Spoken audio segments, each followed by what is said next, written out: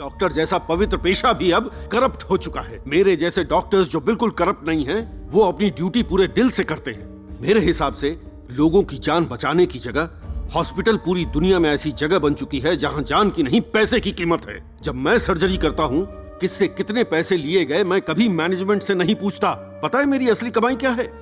वो लोग मेरी कमाई हैं जिन्हें मैं ठीक करता हूं। तुम सिर्फ कुछ डॉक्टर्स की वजह से सभी डॉक्टर्स पर कीचड़ मत उछालो। और इस वक्त भी गन पॉइंट पर आप लोगों से ऐसे डरा कर काम करवाने वाला कोई डॉक्टर नहीं है।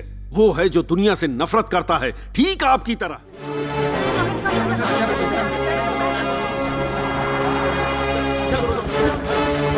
अब वो खबर जिसने पूरे देश में सनसनी मचा दी। शहर के लोटस हॉस्पिटल में हॉस्टेज सिचुएशन। अभी अंदर कितने सारे डॉक्टर्स और पेशेंट्स बंदी बनाए जा चुके हैं और कितने सारे हाईजैकर्स हैं, ये बता पाना थोड़ा मुश्किल है। यहाँ तक कि हाईजैकर्स की डिमांड भी नहीं पता लग पाई है। पुलिस प्रशासन के पास इन सवालों के जवाब नहीं है। आगे पुलिस क्या एक्शन लेने वाली है, हम आपको बताते रहेंगे। आगे की खबर जानने के लिए हमारे साथ बने रहिए। कैमरामैन सुनील के साथ मैं हूँ आदित्य और आप देख रहे हैं any time news. Jai Hind sir.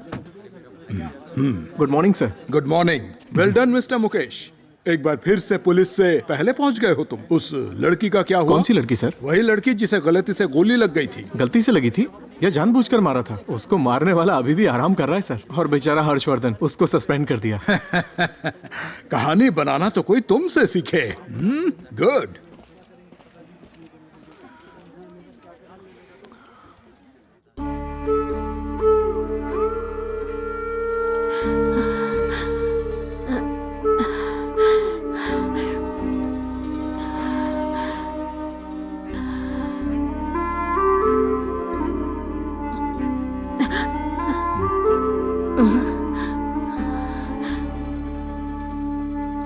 अच्छा ये बताइए कि अगर मुझे यहाँ से वहाँ जाना हो तो? कैसे हो राणा? सर चल क्या रहा है?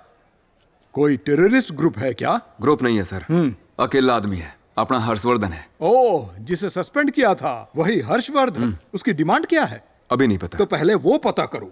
बिना वो जाने यहाँ टाइम पास क्यों कर रहे हो? तुम्हें यकीन है वो अकेला है? जी sir.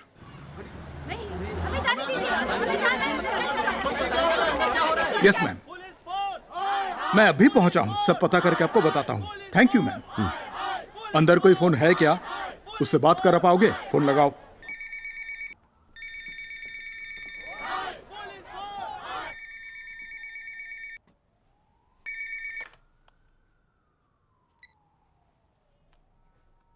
Hello, I am Sukumar Narayan, इस शहर का police commissioner. Am I speaking to Mr. Harshvardhan?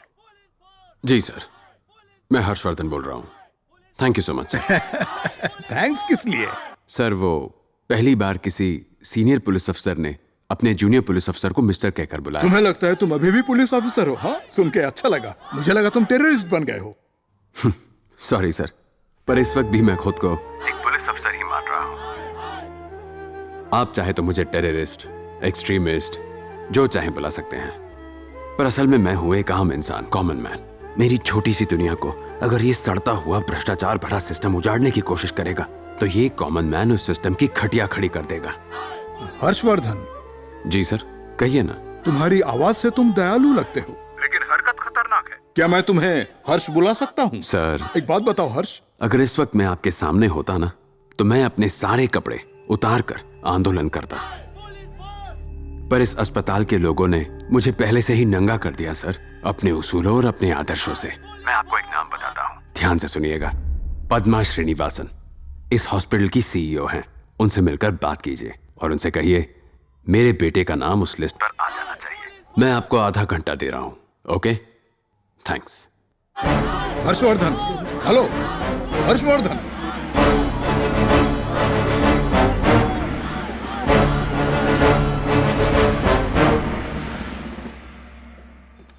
Sir यहाँ सिचुएशन बहुत क्रिटिकल है। ऐसे में हेल्थ मिनिस्टर को यहाँ रखना बहुत बड़ी बेवकूफी हो जाएगी। उन्हें जल्दी से शिफ्ट करना होगा। जी सर।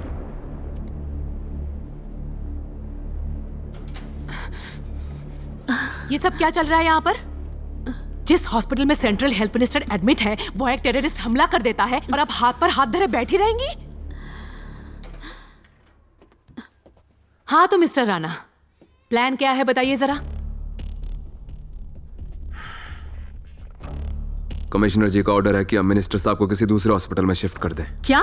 मिनिस्टर के लिए तो उस बुड्ढे की जान गई। अरे वो बुढ़ा, अरे वही जिसका नाम लिस्ट में भी था ना, वो अचानक मर गया, तभी तो मिनिस्टर का नंबर ऊपर आया। लेकिन अभी अगर कहेंगे कि अचानक उन्हें शिफ्ट करना है तो ये कैसे हो सकता है? कमिश्नर की बातें भूल जाओ, तुम क्या कहते हो बताओ? मिनिस्टर को हमें शिफ्ट करना चाहिए?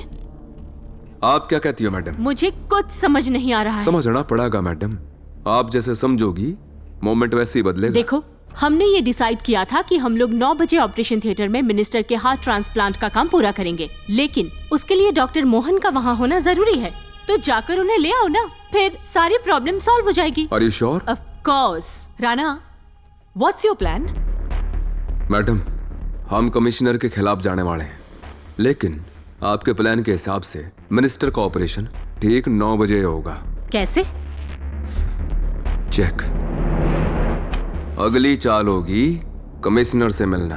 सर मेरा साला भी अंदर एडमिट है सर, उसकी हालत बहुत नाजुक है सर उससे मिलने दीजिए सर। मेरी बेटी और दामाद अंदर है सर, मेरी बेटी प्रेग्नेंट है सर, तो कुछ कीजिए प्लीज। सर जवाब दीजिए sir. No no no no no no no comments please. क्यों नहीं लेंगे? नो प्लीज, शांत रहिए, हम आपको सब बताएंगे बाद में। मैं आपको बता दूं कि अभी अभी ब्रेकिंग न्यूज आई है कि पेशेंट्स को बंदी बनाने वाले शख्स का नाम है हर्षवर्धन। याद रखिए, ये ब्रेकिंग न्यूज आप तक लेकर आए हैं NH न्यूज।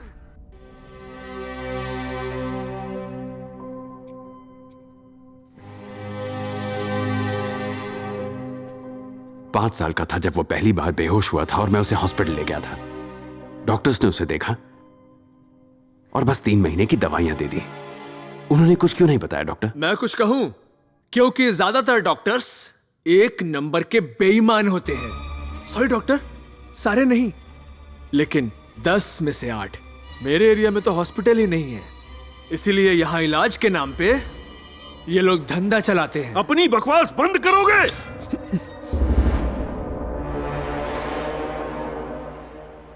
बहुत हुआ, ये सिस्टम ही खराब है। सिर्फ हमारा ये हॉस्पिटल नहीं, आजकल की दुनिया में ये कॉमन हो चुका है। आज की दुनिया में प्यार और दया जैसे पवित्र शब्द सिर्फ शब्द बनकर रह गए हैं। पैसा ही सब कुछ है, इंसान उसके लिए कुछ भी कर सकता है, यहाँ तक कि किडनैपिंग और मर्डर भी। डॉक्टर जैसा पवित्र पेशा भी अब करप्ट हो चुका है। मेरे जैसे डॉक्टर्स जो बिल्कुल करप्ट नहीं हैं, वो अपनी ड्यूटी पूरे दिल से करते हैं। मेरे हिसाब से लोगों की जान बचाने की जगह हॉस्पिटल पूरी दुनिया में ऐसी जगह बन चुकी है जहां जान की नहीं पैसे की कीमत है। जब मैं सर्जरी करता हूं, किससे कितने पैसे लिए गए मैं कभी मैनेजमेंट से नहीं पूछता। पता है मेरी असली कमाई क्या है? वो लोग मेरी कमाई हैं जिन्हें मैं ठीक करता हूं। तुम सिर्फ कुछ डॉक्टर्स की वजह से सभी डॉक्टर्स पर कीचड़ मत उछालो। और इस वक्त भी गन पॉइंट पर आप लोगों से ऐसे डरा कर काम करवाने वाला कोई डॉक्टर नहीं है।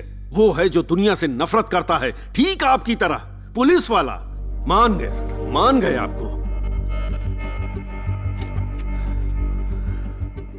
आई एम सॉरी डॉक्टर, पर यही मेरा इंसाफ है। नहीं मैडम, थोड़ा टाइम दीजिए। वो पुलिस डिपार्टमेंट का ही है। उसे 4 दिन पहले ही सस्पेंड कर दिया था। पता नहीं यहाँ चल क्या रहा है। Okay madam, thank you. बिना बताए मिनिस्टर को रातों रात शिफ्ट कर देते हैं, मुझे बताया तक नहीं। कुछ लोग प्राइम मिनिस्टर के ऑफिस में बम लगा देते हैं। यहाँ चल क्या रहा है? हॉस्पिटल के सारे फोन्स इमीडिएटली टैप करवाओ। Okay sir. और फिर वो हॉस्पिटल की CEO, क्या नाम है उसका? हाँ, एक्सक्यूज मी सर, मैं पद्मा श्रीनिवासन। हेलो। हेलो। अरे मुझे तो आपसे ही मिलना था। लो,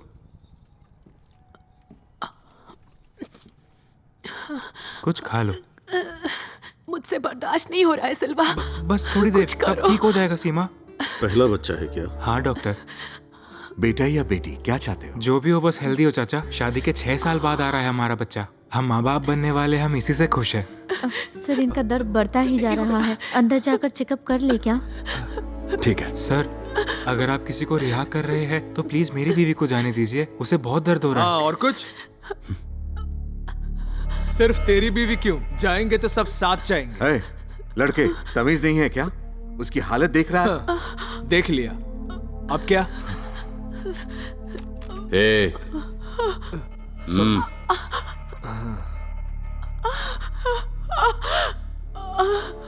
ले जाओ इन्हें। Thank you sir. मतलब उसके बेटे के नाम को लिस्ट में चढ़ाना है, यही उसकी डिमांड है? जी हाँ, तो सर। कर दीजिए ना, ये तो बहुत सिंपल सी बात हो गई। आप मजाक कर रहे हैं क्या? उस लिस्ट में मिनिस्टर का नाम लिखवाया है, ऐसे अचानक कैसे चेंज कर दें? अब आप मजाक कर रही हैं। देखा जाए तो हर्षवर्धन के बेटे का नाम उस लिस्ट में होना ही चाहिए, मतलब लॉग बुक के हिसाब से। पर आपने पावर का इस्तेमाल करके उसकी जगह मिनिस्टर का नाम डाल दिया और अब अपनी गलती को सुधारना भी नहीं चाह रही हैं। सर, एक सेंट्रल मिनिस्टर को ऑपरेशन के लिए कोई भी मना कर सकता है क्या?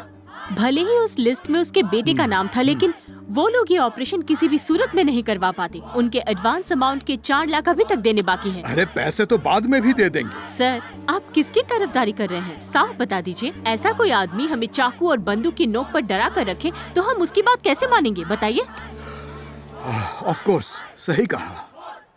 आपने जो बताया उसके बेसिस पे कुछ पूछना चाहता हूँ। एक 10 साल के बच्चे को बचाना ज्यादा जरूरी है या किसी सेंट्रल हेल्थ मिनिस्टर को बचाना? इस सवाल का जवाब तो देना पड़ेगा ना। देखिए मिस्टर कमिश्नर, मौत को कोई भी टाल नहीं सकता। ऐसा एक भी दिन नहीं गया है जब हॉस्पिटल में किसी की मौत ना हुई हो। एक 10 साल का बच्चा मर नहीं सकता क्या? आप जरा किसी कैंसर वार्ड या फिर एड्स वार्ड में जाकर देखिए, 6-6 महीनों के बच्चे मौत से लड़ते हुए मिल जाएंगे आपको। देखिए, जन्म लिया है मतलब उसका मरना भी तय है। ये मेडिकल की पढ़ाई करके या हॉस्पिटल बना लेने से मौत को नहीं रोक सकते, बस टाल सकते हैं। That's all। पहले तो ये सर्विस मानी जाती थी, लेकिन अब सिर्फ बिजनेस है और ये बात आप भी जानते हैं। एनीवे, मुझे बस आपसे मिलना था ताकि जो कुछ भी हो रहा है वो बंद हो जाए। कैसे? जरा मेरे साथ आएंगे? Thank you.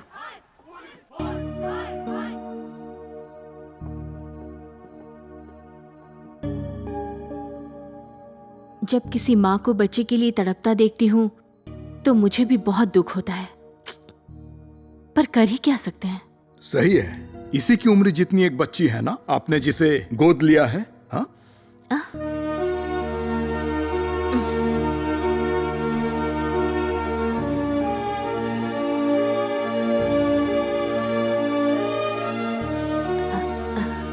मिसेस हर्षवर्धन, आपसे कुछ बात कर सकती हूँ अकेले में? नहीं, सब ठीक है, आइए ना, प्लीज आइए।